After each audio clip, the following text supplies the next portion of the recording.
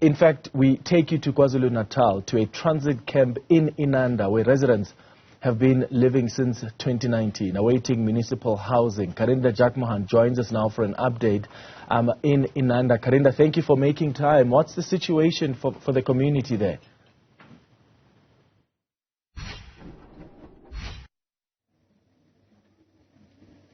Certainly, while life is very difficult for residents who are living in this transit camp, many of them were moved here in 2019, some were moved here in 2017 when there were floods happening in Durban, others were moved recently following the 2022 April floods. So this transit camp has been here as a point for temporary residential units, but the living conditions are quite dire.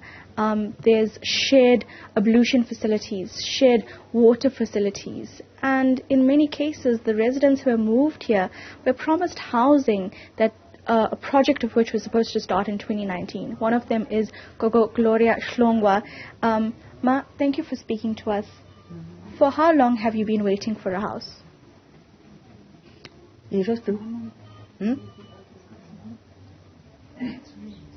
years. Mm-hmm. 2 years. Mm-hmm. Yeah, 2 years. Mm-hmm. Kuluma Gogo, tell us the story. It's 2 years now. Waiting around for So Clement, we've also been continuing this conversation, apologies, off camera prior to this, where Gogo Shlongwa has been telling us about the challenges that she has. She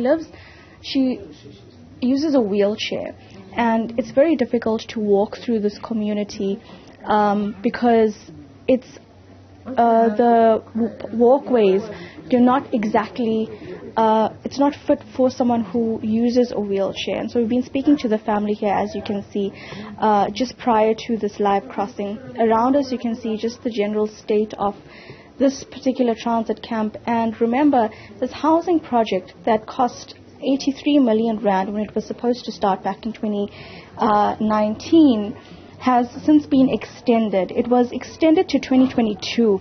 At that time, the reason was because of the fact that there had been so many disasters in this province. As a result, the construction couldn't actually start. Upon the extension, this housing project was supposed to be completed then on the 26th of June 2023, so a week from now. But we were there just about an hour ago, and only 2 houses have been completed. Construction for some other houses has just started after an oversight committee went there to see the progress. The oversight committee, one of them is Councillor Zamani Kuzwayo, has said, well, they understand the extension for time because of the disasters that this province, the city, has been through.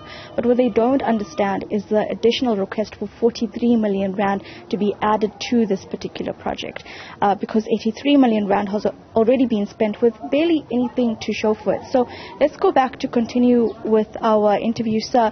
I mean, even just before the interview with Gogo Shlongwa, we were talking about just the state of this particular community. Tell us about the struggles that many of the residents do have. Look, it's one of those conditions that we have in many places in eThekwini.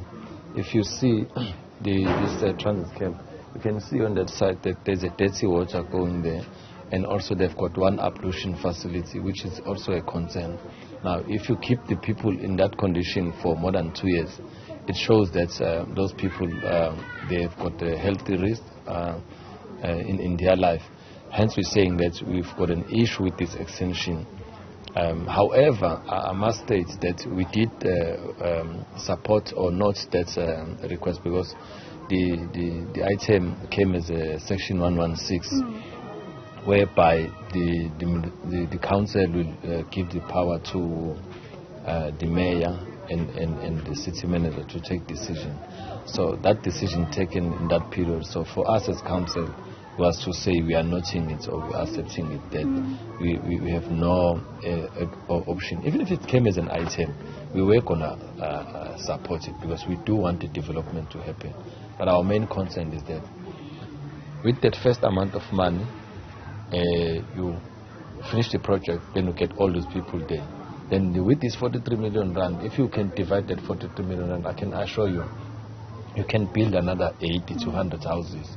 So that's a loss. That means the community of here in Inanda, Namibia, about 100 people will lose in that period of time, in that amount of money, they lose to have access to the housing, which means it will take more time for them to be able to get more houses, especially with the new budget that the Department of Housing is giving us as a tailwind. It has decreased drastically. Do we have a housing crisis in the city of Durban? We do have a crisis. The last stats when we were engaging with the housing, it was showing that it will take, with the current situation, it will take between 40 to 60 years to get everyone out of informal settlement to a proper housing. With that saying that, I mean, that period of time is not going to happen, because now, with our target for the new financial year, which is going to start in the 1st of July, our target now is 1,000 something. I can't remember exactly the figure, but it's just less than 1,500, the houses that we need to build.